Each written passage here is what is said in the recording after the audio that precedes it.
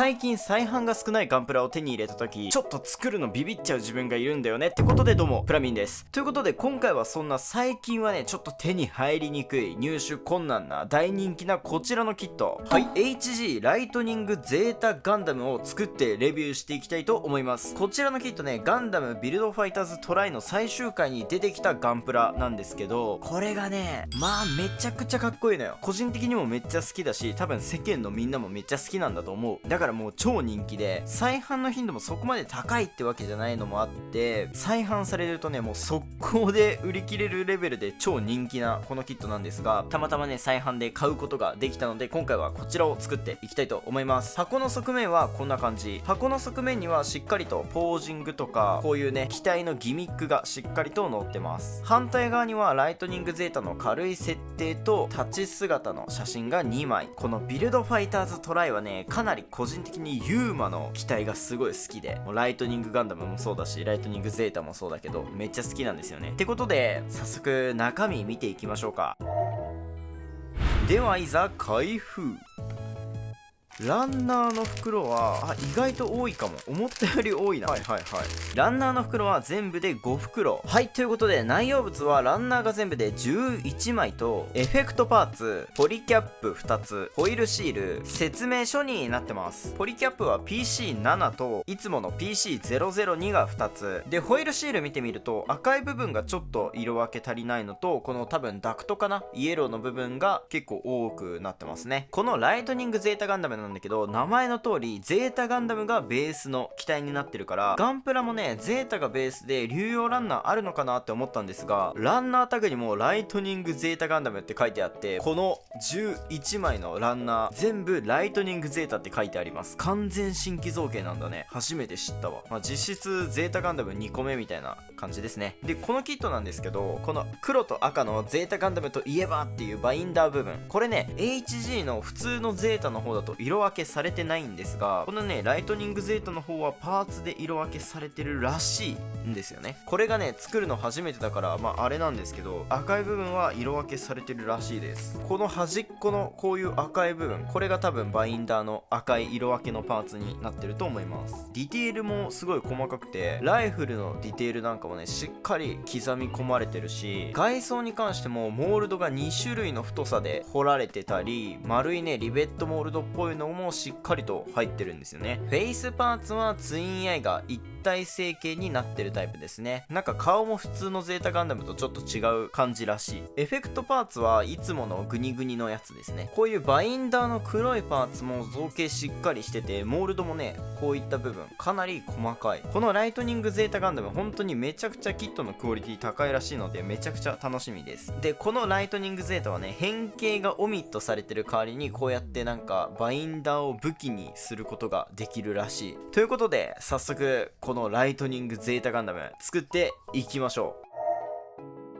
はい、じゃあね早速ライトニングゼータ作っていきましょう。まずは頭部から。頭部ねパーツ数めっちゃ少ないです。このマスクパーツをヘルメットで前後で挟み込み、アンテナを取り付けて、赤いパーツをつけて、これで頭部完成です。なんかね結構造形としては口短いかな。ゼータガンダムといったら面長なイメージがあるんだけど、このライトニングゼータはちょっと顔が童顔な感じがする。結構ね好きですねこれ。頭部ができたら続いて胴体。まず胴体フレームはこんな感じ。肩関節はポリキャップで、裏から青いパーツを取り付けて、首パーツで前から胸部のパーツ、胸部前面にはイエローのダクトパーツ。めちゃくちゃ普通にゼータガンダムで、前から赤いコックピットハッチかなパーツをつけて、でこれめちゃくちゃかっこいいんだけど、側面にこのシリンダーをね取り付けて左右両方つけていくんだけど、ここがねかなり普通のゼータガンダムと差別化できててすごいかっこいい。これ鉄血キットとミキシングしてもねめっちゃかっこよさそう。次肩に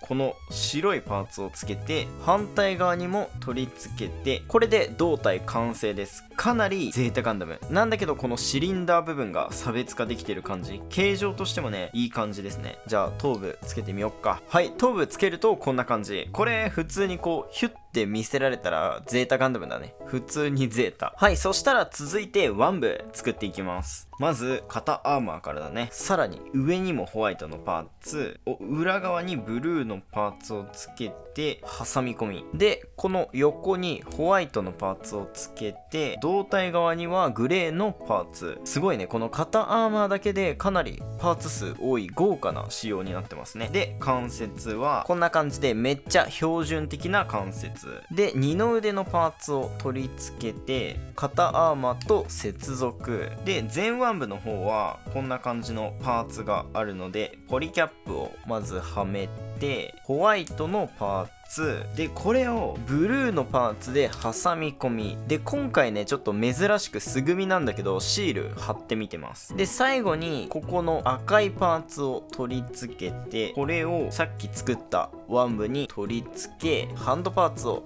取り付けて、これでワン部完成です。いいですね。はい、まず上半身完成しました。めちゃくちゃかっこいい。このライトニングゼータも本当はずっと欲しかったから、めっちゃ嬉しいね。作ってこれめちゃくちゃかっこいいな。本当に全体的に見たら本当にゼータなんだけど、この前腕部が横にちょっと太くなってて、このシリンダーがついてるところ、かなりマッシブになってるところはマッシブで、逆にこの胴体なんかはね、腰の部分かなり細身になってたり、そういう部分がすごいかっこいい。そしたらね、まず上半身で可動も見ていきましょう。肩は水平ぐらいかな、このぐらいまでは上がってしっかりと回転。肘関節は最大でこのぐらい、見た目の割にしっかり曲がってくれます。肩アーマーもこんな感じで独立可動するので、ここら辺の可動はね結構広いですね。しっかりと動いてくれる。首はしっかりこんな感じで前後に動いて、上もしっかり向けるし、横も向けますね。なんだけどちょっとなんか緩めかな、首は。はい、上半身がねできたんで、続いて下半身、まずは腰部から作っていきます。まずフレームがこんな感じで、もう一つのパーツで挟み込みで、この軸にめっちゃちっちゃいスラスターのパーツを取り付け、でリアアーマーも取り付け、フロントアーマーは一体成形なので中心でカット。これで独立可動。そしたらフロントアーマー中心、前から青いパーツ、腹部側にもブルーのパーツ、サイドアーマーはポリキャップで接続して腰部に取り付け、これで腰部完成しました。腰部の可動はまあかなり標準的かな。しっかりとサイドアーマーはポリキャップで稼働して、フロントアーマーも前後に稼働、リアアーマーは稼働なしですね。胴体と接続するとこんな感じ、造形が100点で、続いて脚部。まずはスリッパパーツから。そしたらこの後ろ側組み立てたやつと接続して、これでスリッパパーツ完成ですね。ここつま先可動とか入ってたら嬉しかったんだけど、それは特になし。膝の関節はこんな感じ。造形としては後ろ側に動力パイプがついてますね。でこれが脚部のフレームですね。こんな感じになってて、ここにこのシリンダーをつけて、青いパーツも取り付けで、側面からホワイトのパーツで、反対側にもホワイトのパーツをつけるんだけど、ここはイエローのパーツを取り付けて、それで挟み込み、こっち側の側面にもこのイエローのダクトパーツを取り付けて、後ろにスラスターのパーツで関節パーツを取り付けて、上から太ももパーツでここのジョイントを取り付けて、膝アーマーを取り付け、さらにもう1個パーツを取り付けて、ここの隙間にこの小さいウイングを取り付けるんだけど、このワンポイントがめちゃくちゃかっこいい。つま先のスリッパパーツをつけて、これで脚部完成です。めちゃくちゃかっこいいよね。本当に造形やばい。本体に脚部つけてみるとこんな感じ。マジでかっこいいです。ガチかっこいいです。でね、足もかなりこの平べったい部分が大きいから、意外とね安定性高いですね。足の可動なんだけど、しっかりとね前後広めに可動してくれて、膝関節は最大でこのぐらいしっかり曲がる感じですね。つま先はこんな感じで前後スイングとボールジョイントで柔軟に可動って感じですね。でただ側面に上げるとどうしてもこのサイドアーマーに干渉しちゃってサイドアーマーが取れちゃうので、ちょっとこう後ろに逃がしてあげた方がいいですね。でそしたらあとは武装とバックパック作っていきましょう。まずは本体の背中にこのジョイントパーツを取り付け、中央にはこのスタビライザーを差し込み、こんな感じ。めっちゃゼータだね。ライトニングゼータは変形がないんですが、普通のゼータみたいなこういう上まで展開する可動が入ってますね。でそしたらハイブバインダー、このブラックのパーツにレッドのパーツを取り付け、その外側にもう一個ウィングを取り付けて、こんな感じでこの本体にバインダーを取り付けて、でこのホワイトのパーツも付けて、それを前後で挟み込んで、これでバインダー完成です。そしたらこのバインダーを背部にボールジョイントで接続。このバインダーの存在感がめちゃくちゃかっこいい。でそしたら最後武装なんですが、武装はこのシールドとビームライフルの2つになってます。でビームライフルはこうハンドパーツを1回取り外して持たせるいつものやつ。シールドは裏側に長方形のジョイントがあって、これをワン部裏側のジョイントにつなげて、これで完成でね、ここワン部がこう回転してくれることで、このシールドを持たせながらしっかり横に持ってこれるっていうね。この僕はねシールドは横についてて腕はこう前に向いてる方が好きだから、これできるのすごいありがたいですね。ということでこれにて組み立ては終了です。はい、ということで完成しました HG ライトニングゼータガンダム。一言言わせてくれ。マジで変えてよかった。超かっこいい。マジでかっこいい。でこのキットね、バインダーも結構広めな可動を持ってるんですが、1個ギミックがあって、フェニックスバーストっていう、最初ね箱を見た時にも見たんですが、このバックパックを武装にできるんですよね。なんでそれをちょっとやっていきます。まずバックパックのバインダーを取り外す。でそしたらシールドも取って、ライフルも取るのか。ライフルも取る。でそしたら取り外したビームライフルをバインダーのなんかジョイントに取り付け、シールドも裏側に取り付けて、なんかバインダーないけどこの背中にいろいろ乗せてる状態、これ単体でもすごいかっこいいですね。でそしたらバインダーをまず小さい羽を限界まで開くのかな。で大きい方もこう動かす。でそしたら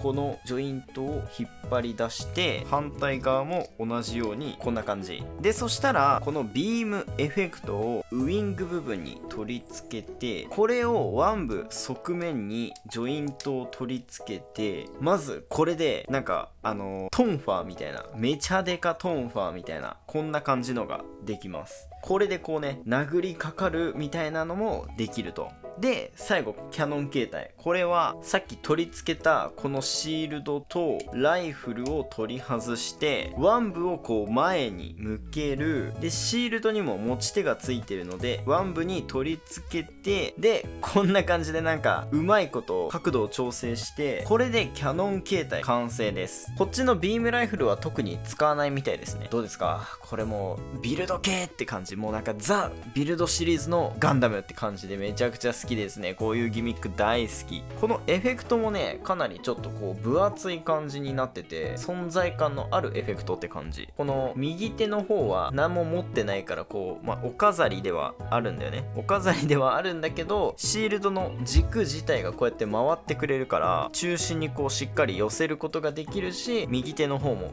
隠すことができるっていうね。ライトニングゼータ変えてよかったね。でね、しかもこのキット合わせ目とかも特に出ないし、可動も広いしで、キットとしてもめちゃくちゃ良キット。見た目もめっちゃかっこいいしね、プロポーションも超いいし、すごいさすがまあ人気になるよねって感じの見た目とクオリティをしています。はい、ということで今回こちらの HG ライトニングゼータガンダムをね作ってレビューしてみたんですが、いかがだったでしょうか。個人的にはもう本当に何回も言ってるけど変えてよかった。マジで変えてよかった。ということで今回のこの動画少しでもいいなと思ってくださったら、高評価チャンネル登録していただけるとめちゃくちゃ嬉しいです。それではまた次回の動画でお会いしましょう。プラミンでした。